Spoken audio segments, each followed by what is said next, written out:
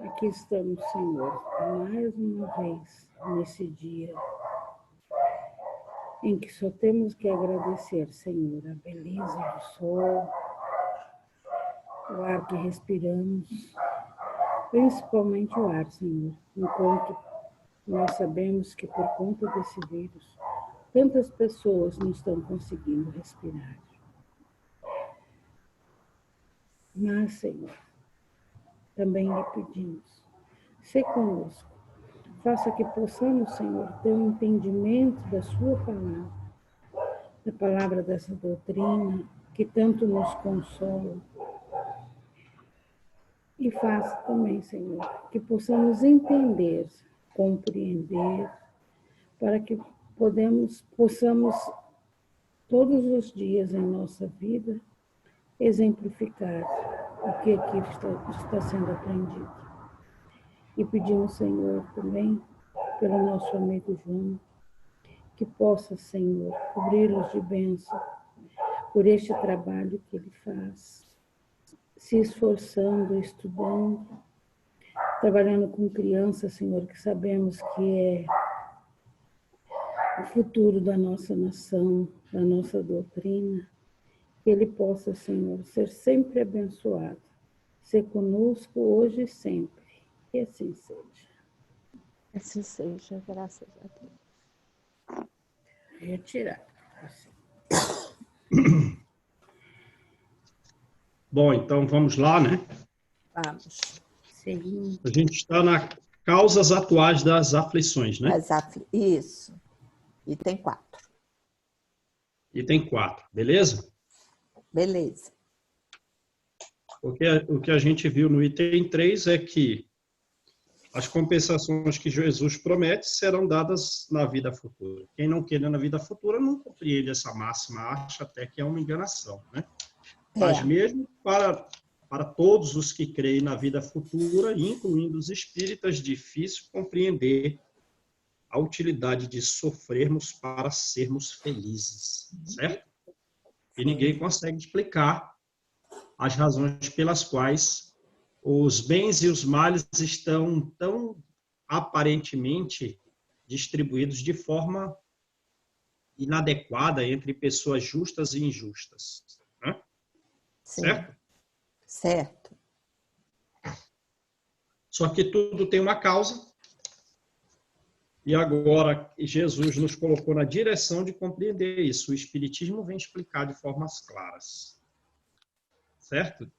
Porque cada um recebe a sua cota de dificuldade. E às vezes as pessoas mais virtuosas, elas vêm receber uma cota maior de dor. Então vamos lá. Causas atuais das aflições.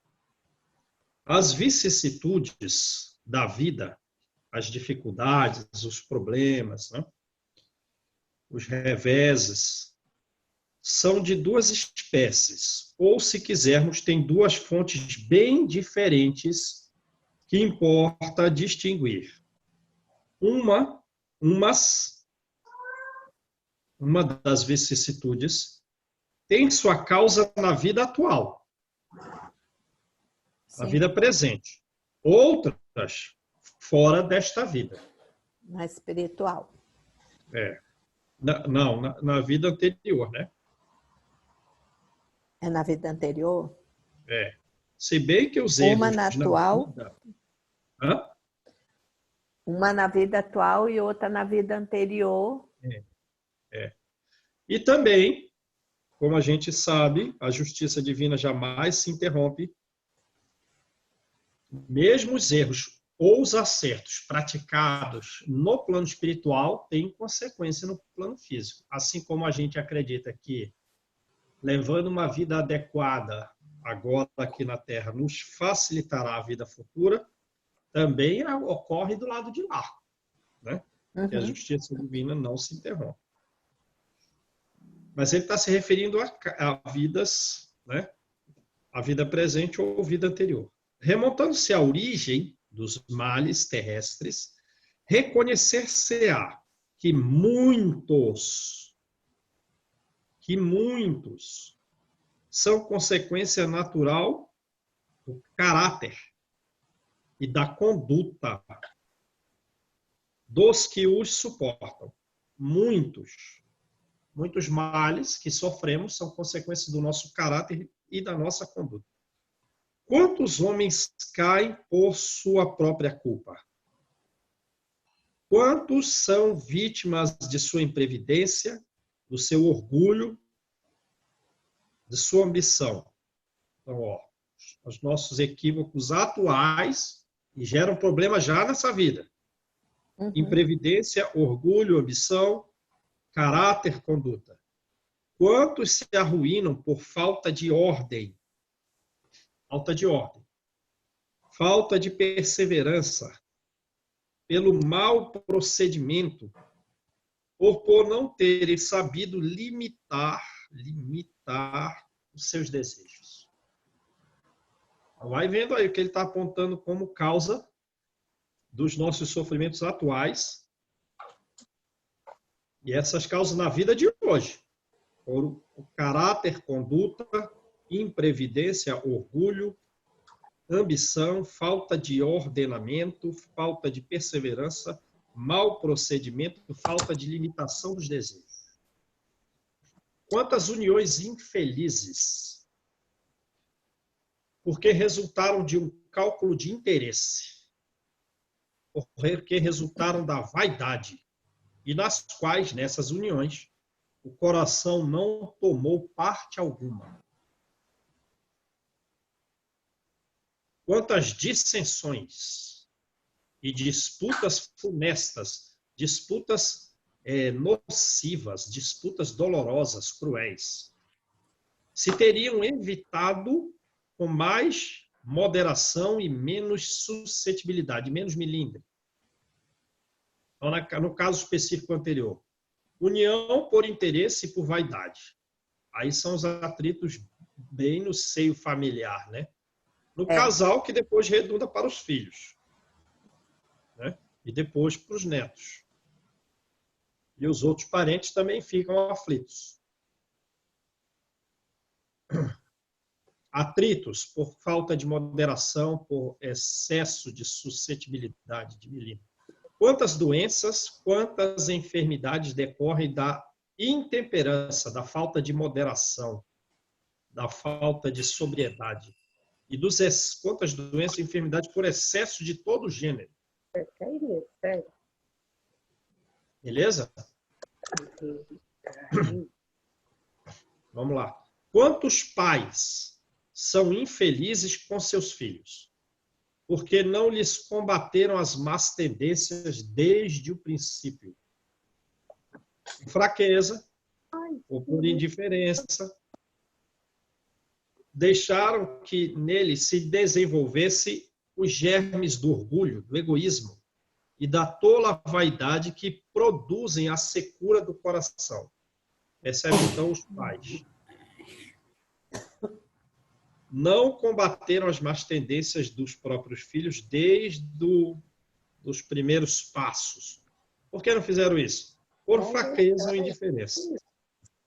E a criança cresceu, virou um adulto, e os germes do orgulho, do egoísmo, da vaidade se desenvolveram, e aquele filho agora está com o coração seco. Ora, como vai tratar os pais na velhice? Percebe o que ele está falando? Com a mesma secura, né? Com secura. Se não tem amor no coração, vai Exato. fazer a mesma coisa com os pais, né? Vai se desenvolver nele orgulho, egoísmo, vaidade. Depois, mais tarde, aí, na idade senil, quando colhem o que semearam, admiram-se e se afligem com a falta de respeito e com a ingratidão. Mas são frutos colhidos por não combaterem as más tendências, por fraqueza ou indiferença. Aí e a gente vê depois muita gente chegando nas casas espíritas falando assim, olha, meu filho está muito esquisito, eu acho que é obsessão, né? Aí você, lógico que existe, mas daí você vai ver, você conversa um pouquinho com a pessoa. Isso você vê muito nas casas, também no centro de periferia. E você vê que é caráter, você não tem, você ajuda, conversa e tal, mas a maioria é problema assim. Aí fala assim, não, eles falam assim, não, mulher, mas eu tenho certeza que deve ter alguma coisa ruim aí nessas crianças, porque não é possível isso. Aí você vai ver, rouba desde pequeno, às vezes os pais fazem vista grossa e vai crescendo. Quando chega numa idade adulta, e acho ainda que é os espíritos que estão obsediando as crianças. Isso é verdade.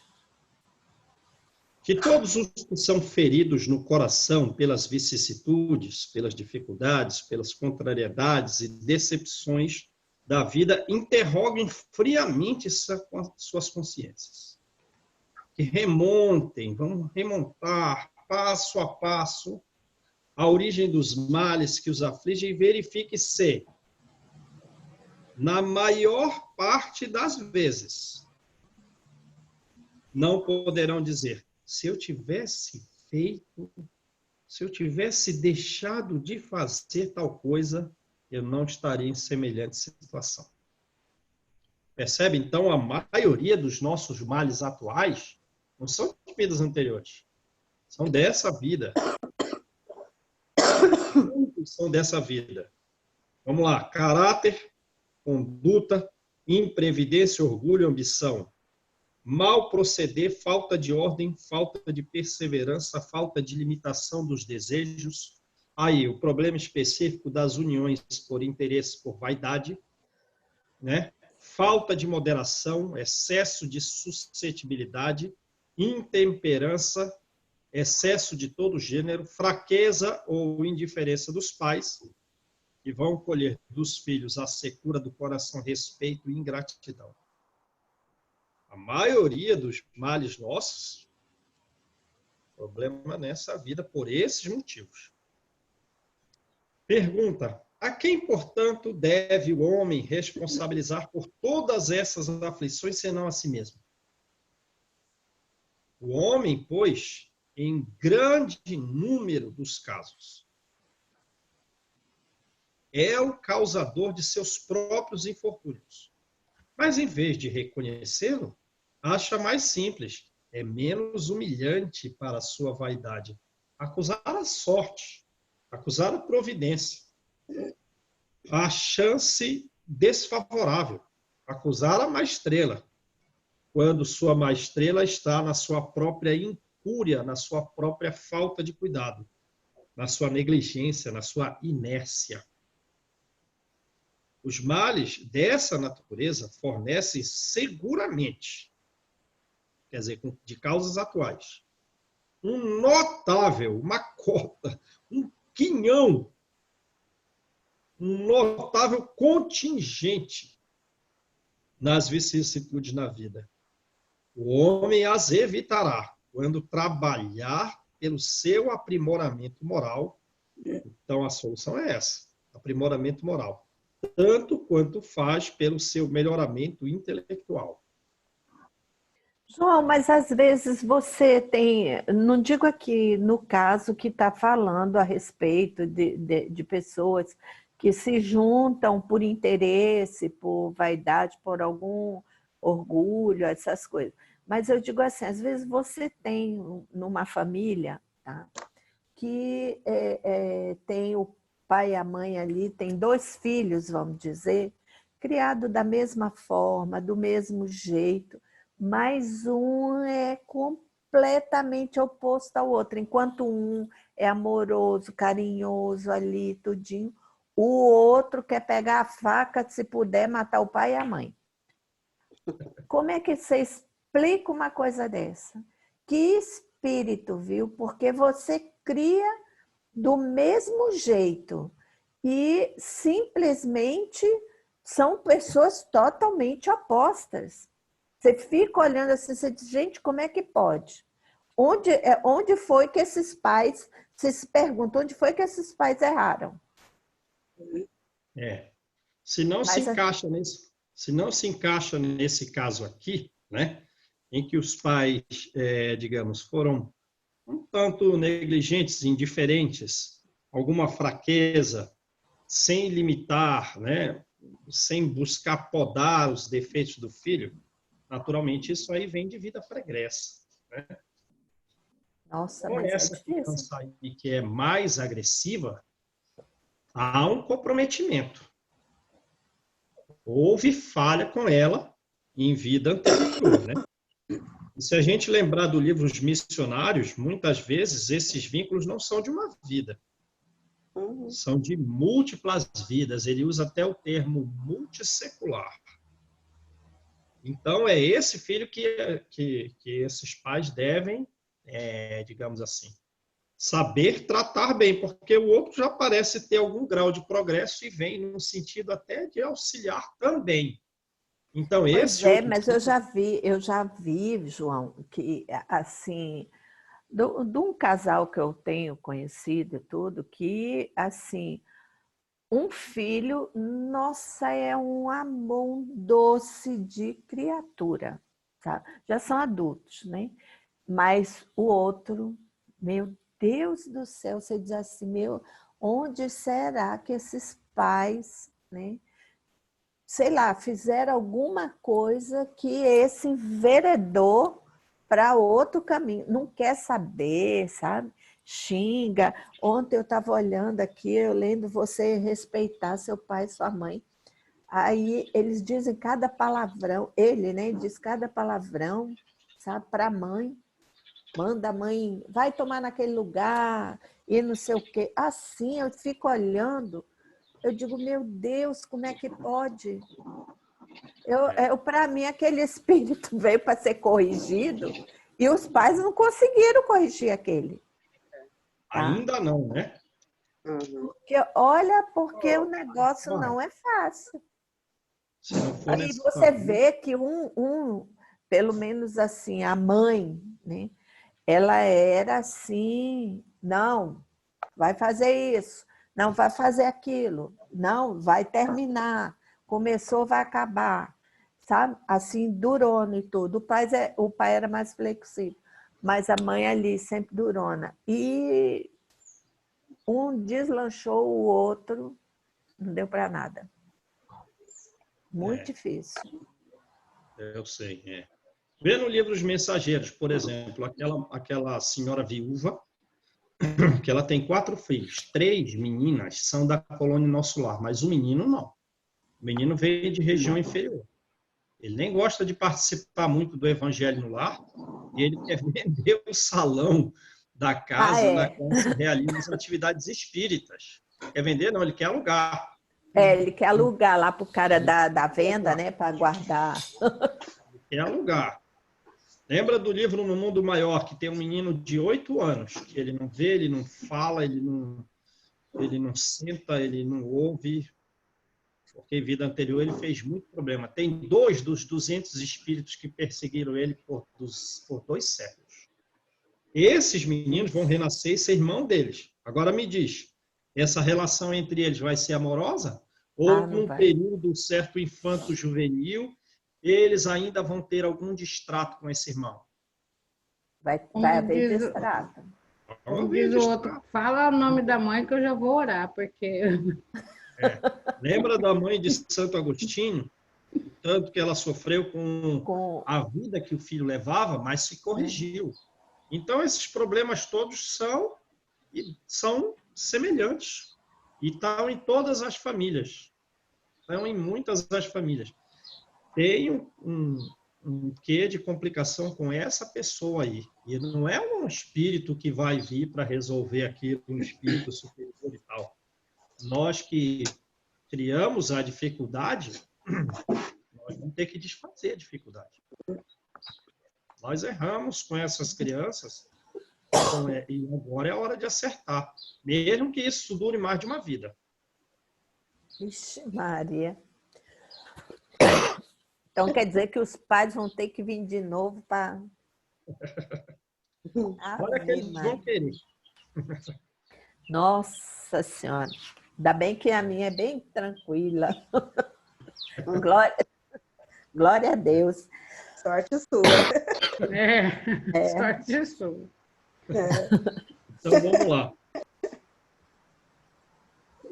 Aí, pensa bem. A gente tem um filho que, nossa, parece até que ele é que vai nos educar. Então, a gente veio para dar trabalho ou veio para trabalhar? Porque ou eu ajudo ou alguém me ajuda.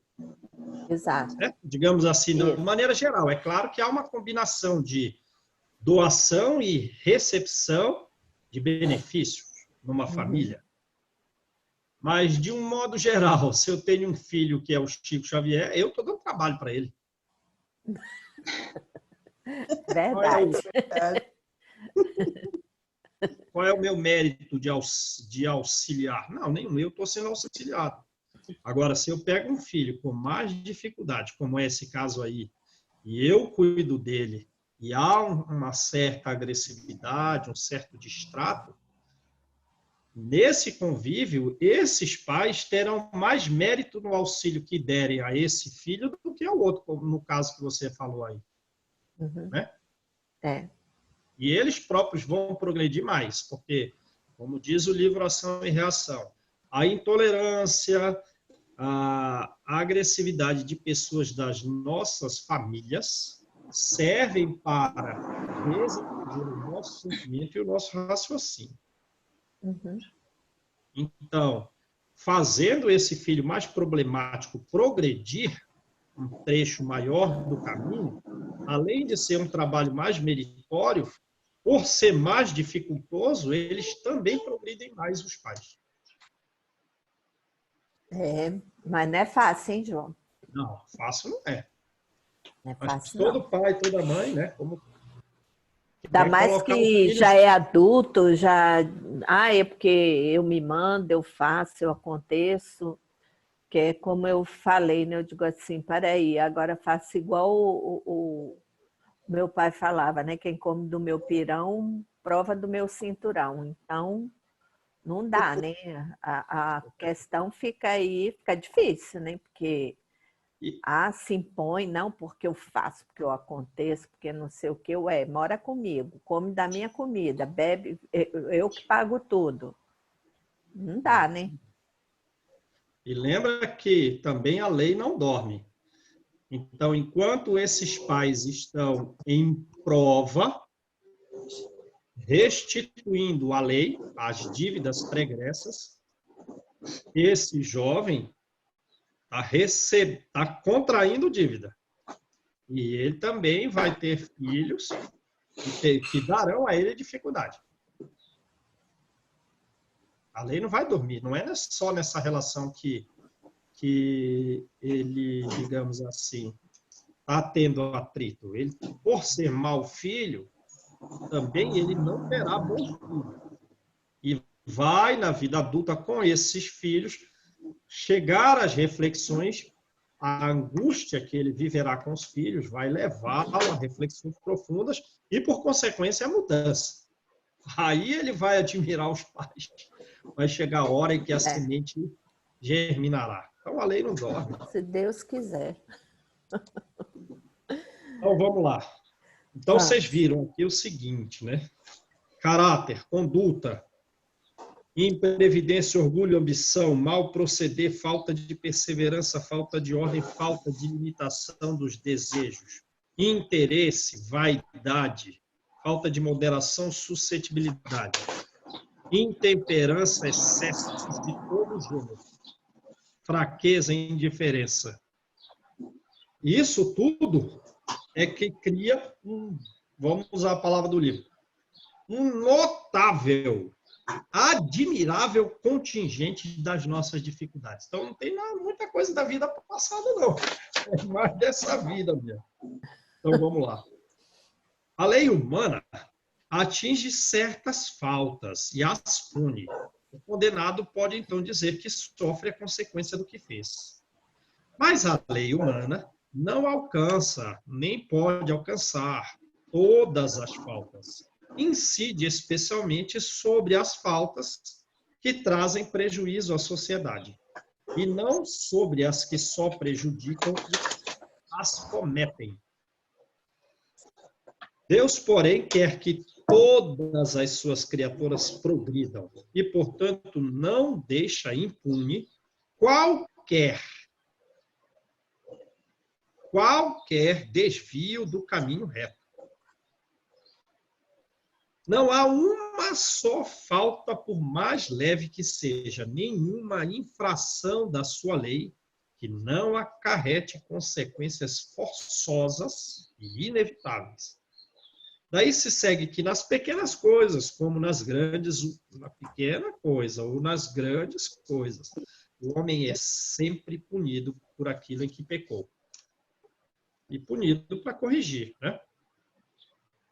Os sofrimentos que decorrem do pecado são-lhe uma advertência, então tem que refletir sobre isso. Uma advertência de que procedeu mal.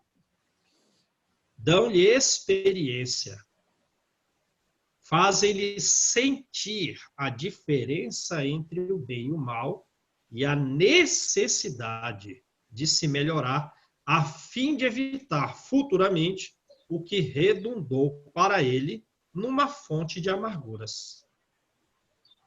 Se não fosse assim, não haveria motivo algum para que se emendasse, para que se corrigisse, para que se modificasse. Confiante na impunidade, retardaria o seu adiantamento e, por conseguinte, retardaria também a sua felicidade futura. Algumas vezes, porém, a experiência chega um pouco tarde. Quando a vida já foi desperdiçada, quando a vida já foi turbada, quando as forças já estão gastas e o mal é irremediável e não tem remédio para o mal. O homem põe-se a dizer, se no começo da vida, é uma lamentação, né? Se no começo da vida eu soubesse o que sei agora, quantos passos em falso eu teria evitado. Se tivesse que recomeçar, eu me portaria de uma maneira inteiramente diversa. No entanto, já não há mais tempo. Como o operário preguiçoso que diz, perdi o meu dia, também ele diz, perdi a minha vida. Mas, como para o operário, o sol se levanta no dia seguinte, dando início a uma nova jornada que lhe permite reparar o tempo perdido, também para o homem, após a noite do túmulo, brilhará o sol de uma nova vida, em que lhe será possível aproveitar a experiência do passado e suas boas resoluções para o futuro. Beleza?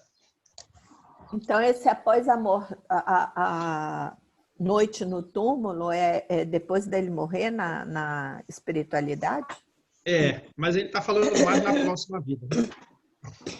Mas Que sim. ele volte, né, na reencarnação. Na reencarnação. Mas, de fato, já tem que aproveitar a vida no mundo espiritual.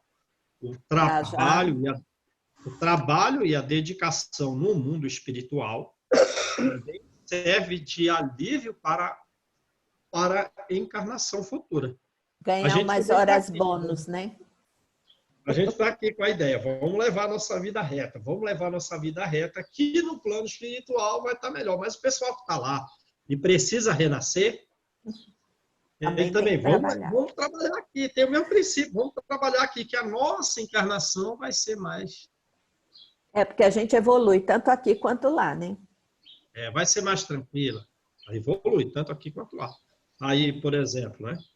Vamos trabalhar do outro lado, porque aí eu, de repente, consigo um mérito de ter esse pai ou aquela mãe que vão buscar cortar os meus equívocos, os meus desvios, para que quando eu chegar numa idade madura, eu possa frequentar uma casa espírita, assim, começar a trabalhar no bem, né? Uhum. Beleza? É o que pede até no livro Libertação, a Matilde, mãe do Gregório, ela vai ser a mãe da Margarida, né? E olha o nível evolutivo dela, porque ela tem que se materializar na colônia Nosso Lar. Olha, vem de muito alto. E ela diz para a Margarida, olha, você é tua filha. Então, você corrige os meus desvios. Lembra? Então, tudo isso é meritório. Tem que trabalhar muito. Também do lado de lá, para quando a gente renascer aqui, ter pais e mestres que nos auxiliem a lançar em nós sementes para quando chegar no fim da fase juvenil, na fase adulta, a gente possa fazer essas sementes germinar. Então, resumo desse item 5, desse item 4 e 5. A gente viu inúmeras razões das causas atuais das nossas aflições, e essas causas são maioria nos nossos problemas, nas nossas aflições, beleza? A gente achou que tudo é da vida passada? Nada disso, é mais da vida presente que da passada. Então vamos lá, causas anteriores das aflições. Mas se há males nesta vida, de que o homem é a causa principal, há outros males para os quais ele é, pelo menos na aparência, pelo menos aparentemente, completamente estranho. E esses males parecem atingi-lo como e por fatalidade, quer dizer, de uma forma inevitável, ele não podia evitar. Tal, por exemplo, a perda de entes queridos, a perda dos que são o amparo da família, tais ainda os acidentes que nenhuma previdência poderia impedir. Um acidente que era impossível impedir que ocorresse. Os reveses da fortuna, que frustram todas as medidas de prudência. Aí você pensa assim, qual o revés da fortuna? Aquele em que eu era rico e fiquei pobre? O cara que é rico e ficou pobre, pelo menos no começo da fase da pobreza, ele vai blasfemar demais, vai se revoltar demais. Mas se for cedo que isso aconteça e ele conseguir apaziguar o coração dele, vai dar um grande salto. Agora, e o outro? Que era pobre e ficou rico.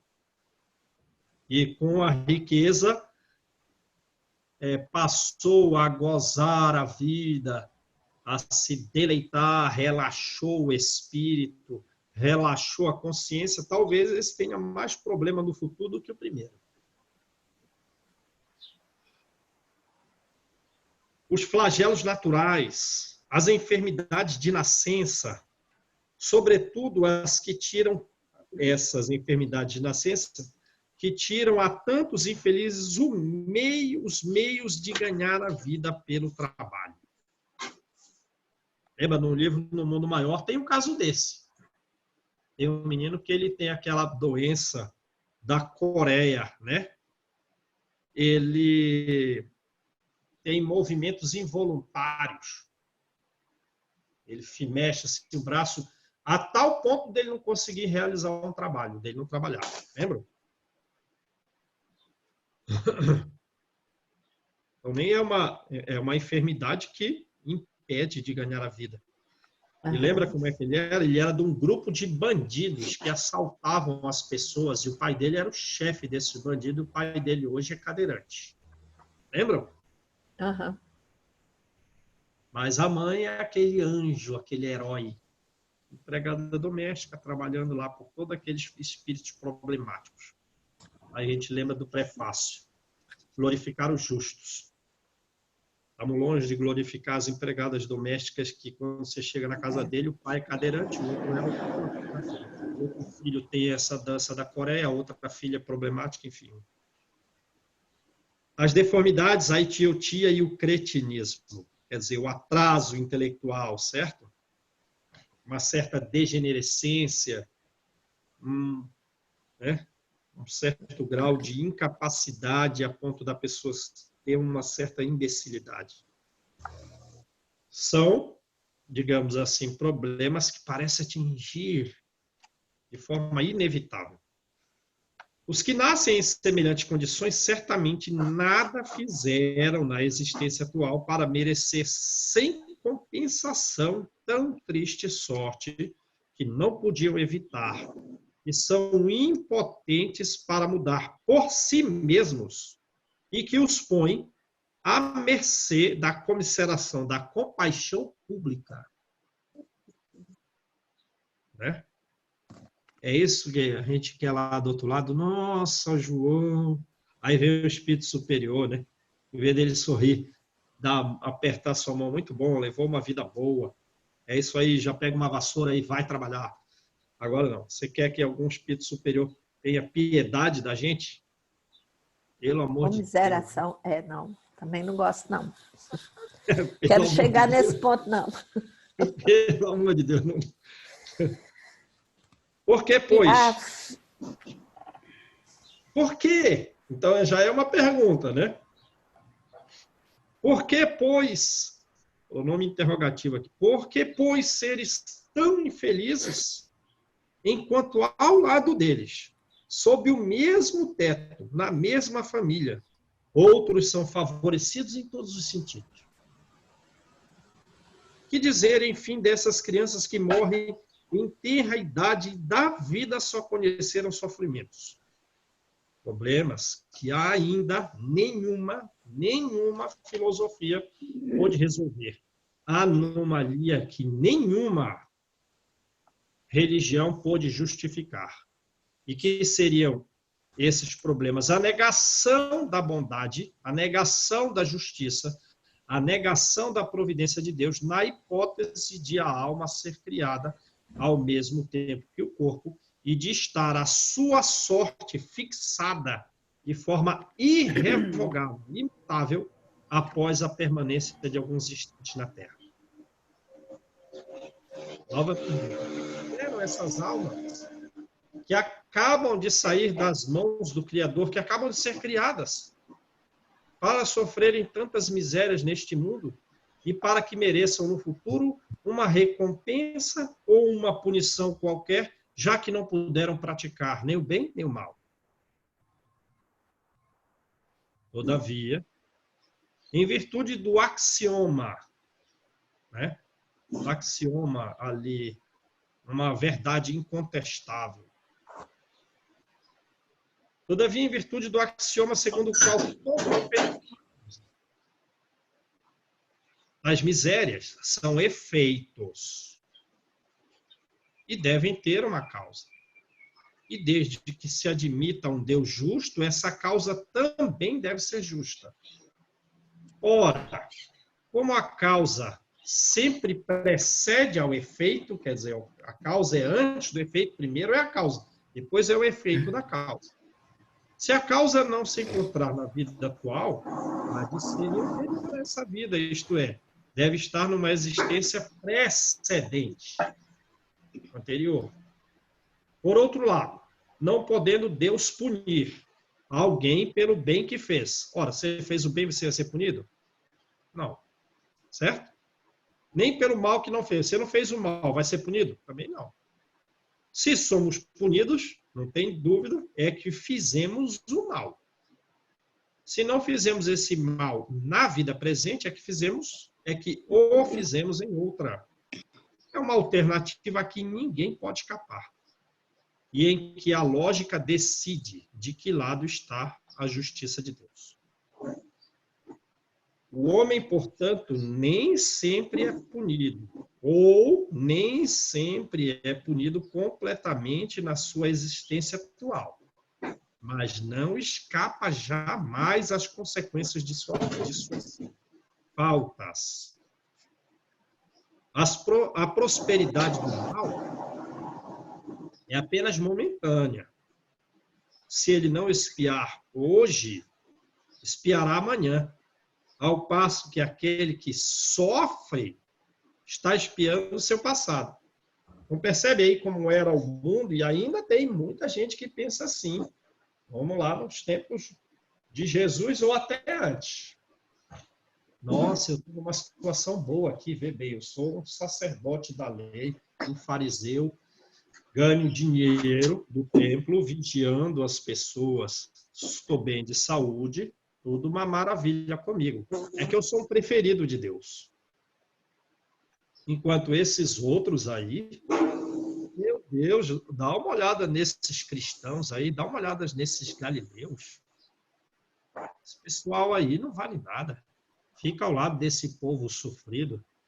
Esse pessoal, digamos assim, né? Eles são Deus não gosta deles. É o contrário. O Kardec acabou de falar que é o oposto. Os que estão sofrendo já estão expiando o passado. Os que estão na prosperidade estão um degrau abaixo na escala. No futuro estarão como estão os que estão hoje. Deu para entender? É o contrário do que sempre se pensou. Quem está sofrendo hoje está num degrau de cima. Já está expiando as faltas. Aqueles que estão nas prosperidades expiarão. Deu para entender? Então, quando a gente olhar alguma pessoa em dificuldade, a gente já pensa assim, se essa pessoa está resignada, essa pessoa está até na minha frente. Mas até o espírito olha para trás e só quer buscar causa. O que foi que essa pessoa fez na vida anterior? Mas não olha para o futuro. Por essa dificuldade, a pessoa... O infortúnio. É aí que a gente está, né? O infortúnio, quer dizer, a desventura, a má sorte, e à primeira vista parece merecido, tem sua razão de ser. E aquele que sofre pode sempre dizer: perdoe-me, Senhor, porque pequei. E ele já está um passo à frente, já está na expiação. Os sofrimentos devidos a causas anteriores são sempre, como os decorrentes das faltas atuais, a consequência de erros cometidos. Isto é, percebe? Então, seja dessa vida, seja da vida anterior, os sofrimentos são consequências dos erros que praticamos ou antes ou agora. Mas o sofrimento com abnegação, né, o João? Porque também aquele que fica se maldizendo, reclamando, blasfemando e tudo, aí não valeu nada o sofrimento dele. Mas você está falando uma coisa verdadeira. Mas você está um passo à frente de uma coisa que ele está explicando aqui. Sim, o que você disse é o sofrimento de uma pessoa que é resignada, que reflete em si mesmo, buscando as causas das suas aflições, transformando aquela dificuldade na construção da própria paz, através da meditação, recebe a bem-aventurança, sem dúvida. Mas ele agora ele tá num passo anterior a esse. Ele não está falando dos benefícios futuros do sofrimento ao resignado. Ele está falando de uma maneira genérica, ó, sem falar de bem-aventurança futura. Ele está restrito ao sofrimento. Os sofrimentos devido a causas anteriores são sempre, como os decorrentes das faltas atuais, consequência de erro. Se resignado ou não, você vai eliminar o sofrimento e, conforme o tempo, adquirir a paz. Mas não é isso que ele está falando aqui. Ele está restrito ao sofrimento e os erros, certo? Sejam erros dessa vida ou de vida anterior, o sofrimento é consequência dos erros. Beleza? Isto é, pela ação de uma rigorosa justiça distributiva. Rigorosa. O homem sofre o que fez sofrer aos outros.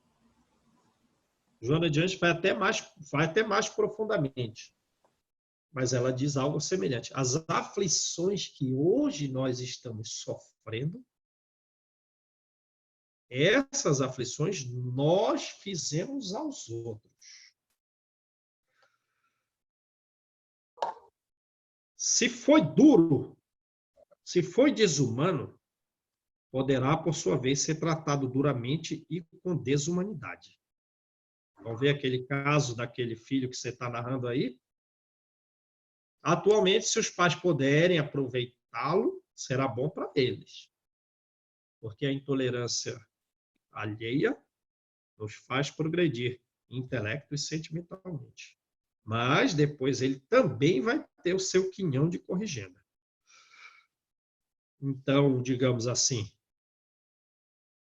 esses pais que hoje estão sofrendo, como você narrou na história, provavelmente em vida anterior eles eram o que hoje é o filho. E o neto, né, fará com que o próprio pai sofra aí.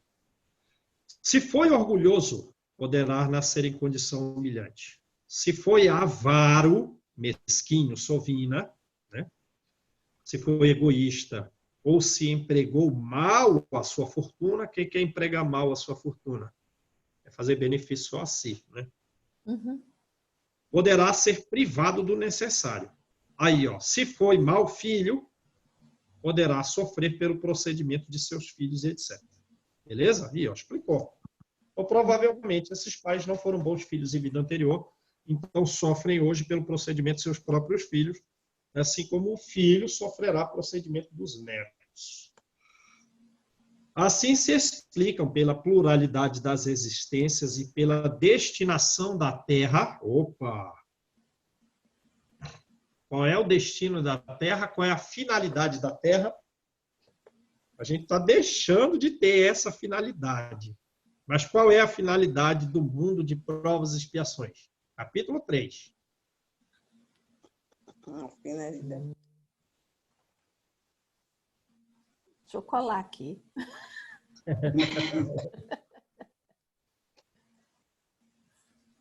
Qual é a finalidade? Qual é a finalidade A do mundo? educação, o aprendizado, o melhoramento. Não é servir de exílio, João, para os espíritos rebeldes? Servir de exílio. Servir de exílio. Servir de exílio. É. O pessoal que expia no mundo de provas e expiações, eles são degradados de outro mundo. Lembram? E eles estão no seio das raças mais inteligentes do mundo de provas e expiações. Eles são mais sensíveis às dificuldades da vida do que os povos selvagens, semi-civilizados que existem no mundo. Então, ó, vivemos muitas vidas, vivemos. Onde estamos? Num planeta cujo destino desse mundo, a finalidade desse mundo é ser um exílio, é ser uma prisão, é ser um hospital. Então, né? Então, espera as dificuldades, porque esse é o mundo hospital, esse é o mundo prisão. É óbvio que esse destino da própria Terra está mudando, já que nós estamos caminhando para a regeneração. Assim se explicam pelas múltiplas vidas e pelo destino da Terra de mundo de provas e expiações como mundo expiatório, se explica o quê? As anomalias que apresenta a distribuição da felicidade e da infelicidade entre bons e maus neste mundo. Percebe? Então, a pessoa boa, que está por um processo de infelicidade, sofrendo mais do que outras más que estão felizes no mundo, meu Deus, esse primeiro, o bom, ele vai dar saltos de progresso. Ele está à frente do outro. O outro está adquirindo dívidas, enquanto o primeiro está saldando. É essa mudança de visão que o Espiritismo traz na consciência humana, mas a maioria tem um raciocínio contrário. Olha o sofrimento, meu Deus, que essa pessoa fez em outra vida. Às vezes pediu. Nem era preciso, mas ela pediu as mais difíceis dores, porque ela quer avançar, quer completar um quadro depurativo tal. Então, ela já é boa e tem sofrimentos, em grau maior do que o outro. Calma, o outro está abaixo da escada. A hora dele vai chegar. É bom que chegue. A benefício dele mesmo, né? Percebeu o que Kardec está mostrando aqui? Inverte o raciocínio total aí.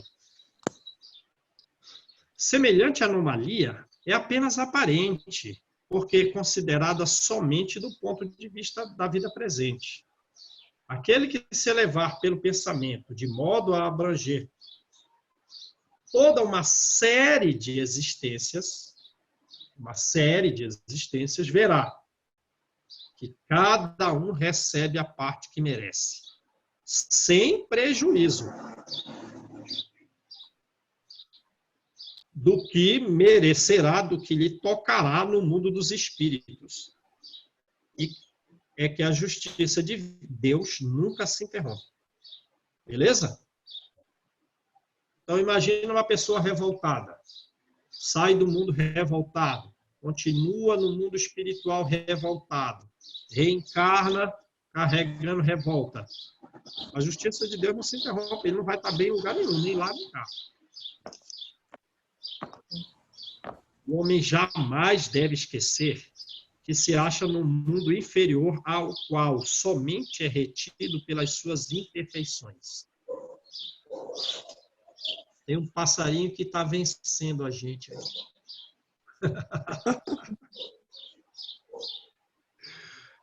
Beleza?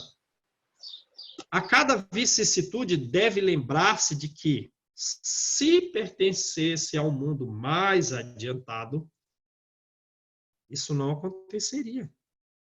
E que só depende dele não mais voltar a esse mundo, desde que trabalhe por se melhorar. Beleza? Então, está nas nossas mãos. E nós podemos vencer um grande intervalo da escala de progresso, como disse São Luís no capítulo 4, né? Acho que até ele falou em salto, não falou? A depender do grau de esforço. Falou ou não? Acho que sim, João. É? Na última mensagem do capítulo 4. Então, vamos lá. As tribulações da vida, as aflições, as amarguras, as dificuldades, reveses, infortúnios da vida, podem ser impostas a espíritos endurecidos ou espíritos muito ignorantes para levá-los a fazer uma escolha com conhecimento de causa. Percebe? Então, está dizendo assim, ó, imagina uma pessoa na nossa casa que ela está com uma certa idade, cujo raciocínio já não é nenhum. Mãe, você tem que tomar esse remédio, mas o raciocínio dela já está inadequado, ela não quer tomar o remédio. Mas se eu tomar o remédio, as dificuldades triplicarão e a morte se aproximará. Então, ó, para alguns espíritos endurecidos ou que são muito ignorantes, essas dificuldades da vida serão impostas. Para que depois eles adquiram algum grau de reflexão, de forma que eles possam caminhar por si mesmos, escolhendo. Possam escolher com conhecimento, quer dizer, com uma capacidade, com uma causa, um conhecimento que seja a causa das próprias escolhas, para dar liberdade a esse espírito. As tribulações, então, impostas a espíritos endurecidos e muito ignorantes, para que eles adquiram um grau de conhecimento e possam conduzir suas vidas. Porém, essas tribulações, essas dificuldades, são livremente escolhidas. Ou livremente aceitas. Né? Na primeira, você disse, por favor, eu quero essa dificuldade. Na outra, pessoa chega para você, olha, aí chega um espírito mais evoluído que você. Né? Chega doce, mansinho. Olha, eu sugiro que você aceite essa dificuldade tal. Aí você diz, tá bom, eu aceito. Deu para entender? Uhum. Vai daí. Então, Aqui aceita. no caso, João, é uma soma, né? São escolhidas e aceitas, né? Mas tem uma certa diferença, né? Uma coisa você pediu, outra coisa foi sugerido para você e você concordou, Sim, né? sim, tem Por diferença. espíritos arrependidos que querem reparar o mal que fizeram e tentar proceder melhor. É o caso do livro no Missionários da Luz, né? Missionários da Luz tem um rapaz que ele não precisava, não tem uma causa na vida anterior que o obrigue a ter uma deficiência na perna, mas aquela deficiência na perna foi sugerida e ele aceitou. E tem o caso da Anacleta, que ela pediu ter problemas na tireoide, porque ela não quer ter um corpo que atraia o sensualismo dos homens e ela, por consequência, digamos assim, seja atraída pelo mesmo sensualismo. Porque eles, o que aceitou e a que pediu, querem reparar o mal que fizeram, querem proceder melhor. Tal ocorre com aquele que, havendo desempenhado mal a sua tarefa, e no caso da Anacleta de mãe, pede para recomeçá-la, a fim de não perder o fruto do seu trabalho. Essas tribulações, portanto, são, ao mesmo tempo, expiações do passado que elas punem e provas para o futuro que elas preparam. Deu para entender a coisa aqui? A expiação está mais vinculada ao passado. Olha as diferenças aí. Não faz grande coisa, mas de uma maneira geral, as expiações estão mais vinculadas ao passado. As provas visam mais a melhoria futura, para que você esteja mais preparado para o futuro. Percebeu a coisa? Uhum. Percebeu bem a diferença aí? Sim. Então vamos lá. Rendamos graças a Deus que, em sua bondade, concede ao homem a faculdade da reparação, né? E não condena irrevogavelmente por uma primeira falta.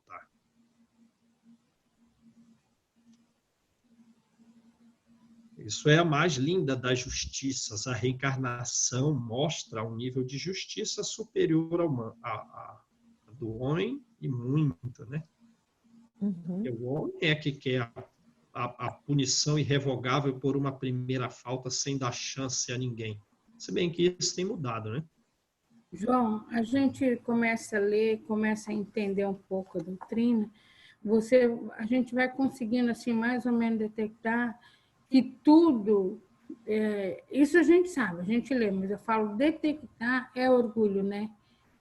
Você Como é que é? procura que tudo é orgulho, porque você procura, eu sou certa, se eu estou passando problema, o problema está sempre no exterior, né? E isso aí é tudo orgulho, porque a gente não quer ver que a gente tem falta, que a gente é o que faz essa falta.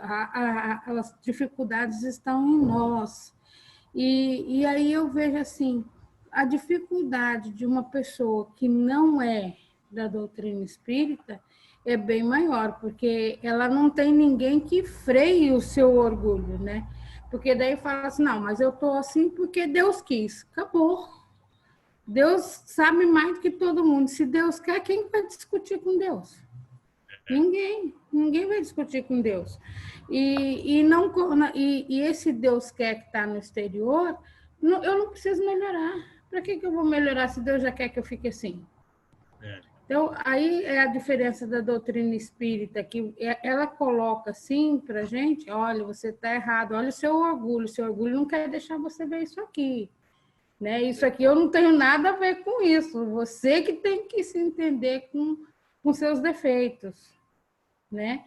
E isso aí a gente vai conseguindo depois de um tempo do estudo mesmo. E tem gente que a gente ainda vê, da própria doutrina espírita, que não quer saber de estudar.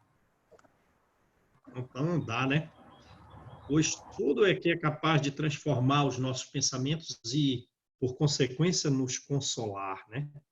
E nos mostrar, como você disse, a humildade, reconhecer os nossos erros e nos fazer menos aflitos. Então, realmente, a pessoa muito orgulhosa, que leva a vida sem um estudo religioso adequado, ela carrega um grau de aflição muito significativo. Se chegar às raias da revolta, as explosões de revolta, também corre o risco de cair no corredor da loucura, de distúrbios mentais mais significativos. Enquanto o esclarecimento, ele, pelo contrário, nos dá uma resignação, né? Não se deve crer, no entanto, que o livro No Mundo Maior só fala do trabalho dos espíritos superiores sem tirar o nosso grau de liberdade, em que o trabalho de Calderaro é como um psiquiatra de alto nível evolutivo, um psiquiatra da luz. O trabalho dele é, sem retirar o livre-arbítrio das pessoas, quer dizer, você mantém o seu desejo para onde você vai caminhar, de evitar que caiamos na loucura, de diminuir as aflições humanas. Esse é um livro do Mundo Maior, pode ser resumido num parágrafo. Agora, ele vai caso a caso, especificando, né, de todos os problemas, o que pode gerar o ódio, o que pode gerar uma vida sensual, quais são as consequências que podem, enfim, advir de uma agressividade muito grave praticada, do álcool, né, da tentativa do suicídio, do aborto. Ele vai falando muitos casos. E tem do médium. Mas do médium é positivo, que não é aceito na Terra. Enquanto o médium dá aquela manifestação, ninguém na Terra aceita, até às vezes uma pessoa com um pouco mais de conhecimento fala alguma coisa indevida, mas vem o espírito e consola a pessoa. Não estão preparados para ouvir. Não se deve crer, no entanto, que todos, olha isso que ele vai colocar aqui. Não se deve crer, no entanto, que todo sofrimento suportado neste mundo seja necessariamente indício de uma determinada falta. Percebe? Então ele está dizendo o quê? Que não creiamos que todo sofrimento teve uma causa pregressa. Que existem sofrimentos suportados nesse mundo sem que haja uma falta anterior. Existe. Sofrimento atual sem uma falta prévia. Isso. Existe. Muitas vezes são simplesmente esses sofrimentos provas escolhidas pelo espírito então é para o futuro, com a finalidade, para concluir a sua depuração, para acelerar o seu adiantamento. Então a razão está no fim e não na origem, não tem causa. Está no desejo futuro de se depurar e acelerar. Então, ele pede um sofrimento para depurar-se, para adiantar-se. Assim, a expiação serve de prova. Mas nem sempre a prova é uma expiação.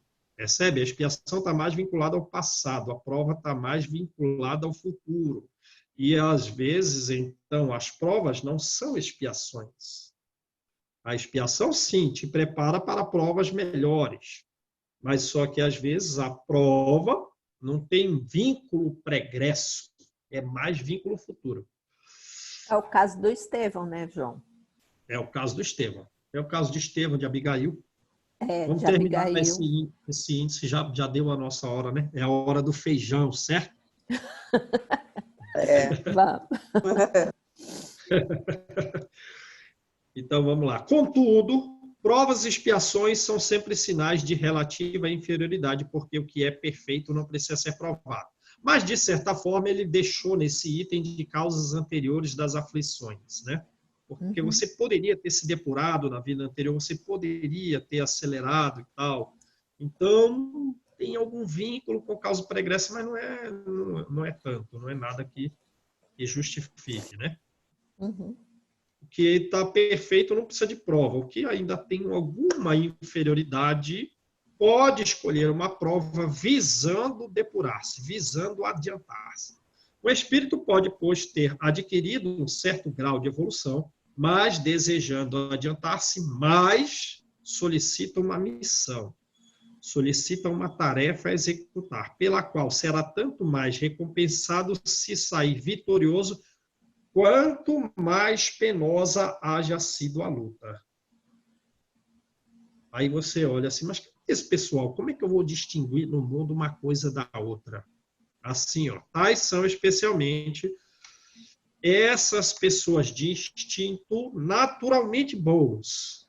Então, a pessoa, ela é bondosa naturalmente. Você pode até olhar pelos gestos que ela faz, sempre com um grau de moderação, pela tonalidade sempre da voz, né? Com alguma frequência, ela é naturalmente boa. Né? Ela não está forçando ser boa, ela não quer aparentar ser uma coisa.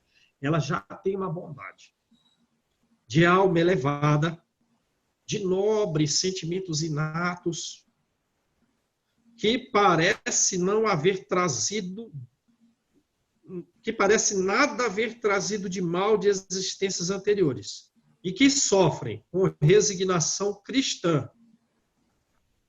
As menores. As maiores. As maiores dores. Quer dizer, o problema dela é significativo. Ela está sofrendo as coisas mais difíceis na Terra. As maiores dores.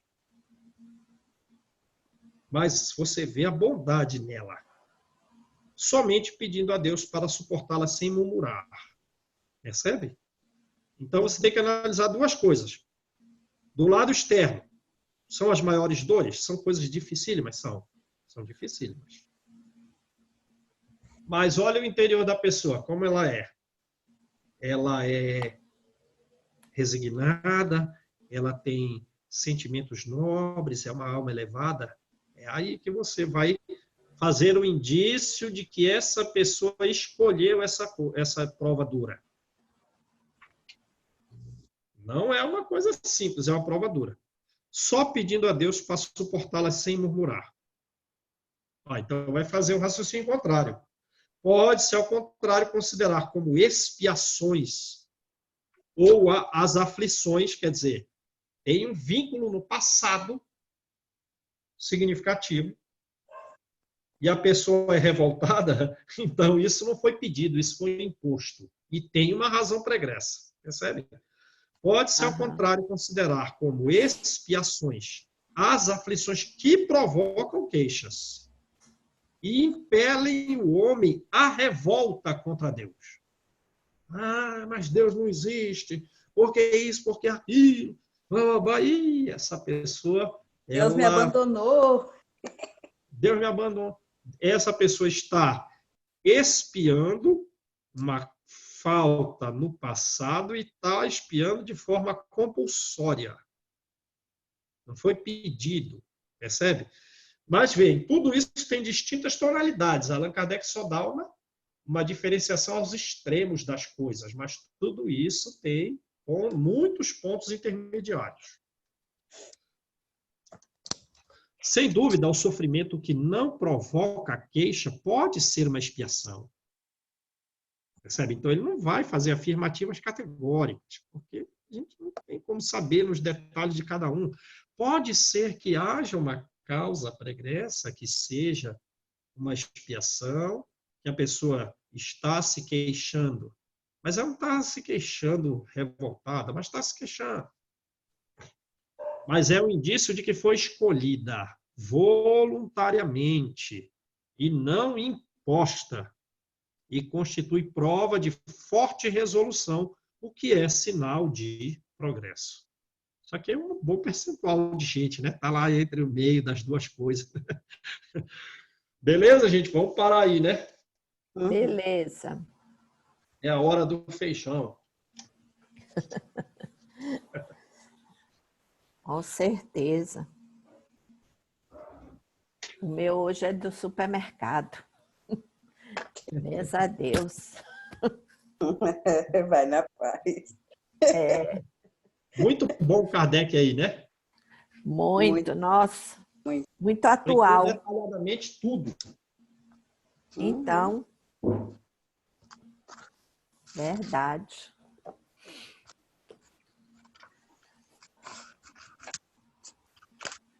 Quem faz a prece?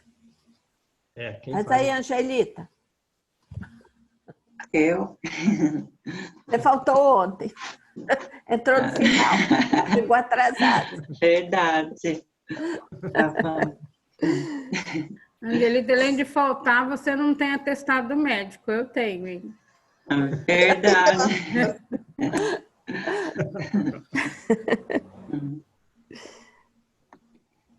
Deus Pai Todo-Poderoso, aqui estamos encerrando mais um estudo, agradecendo a oportunidade bendita de aprender o Evangelho de Jesus. Esteja conosco, não somente em nosso dia, mas em todos os dias que vamos seguir. Esteja conosco também, Senhor, entre os nossos familiares, amigos e inimigos, tanto do plano espiritual quanto do plano material. Se faça presente também, Senhor, através da nossa espiritualidade superior, em todos os ambientes, tanto os familiares, quanto nas ruas, nos hospitais, a todos aqueles que sofrem com doenças, com as enfermidades tanto do dia quanto aquelas que estão por vir. Esteja conosco, Senhor, hoje e sempre. E também, Senhor, queremos pedir para nossa amiga Ana, para que ela, Senhor, possa receber o remédio necessário do plano espiritual e também o remédio dos médicos terrenos. Obrigada, Senhor, por esta oportunidade. Esteja conosco hoje e sempre. Que assim seja. Graças a Deus. Que assim seja. Tchau, gente. Um abraço. Fiquem com Deus. Tchau, Tchau, você também. obrigada. Com Deus. Até amanhã. Até Até amanhã. amanhã.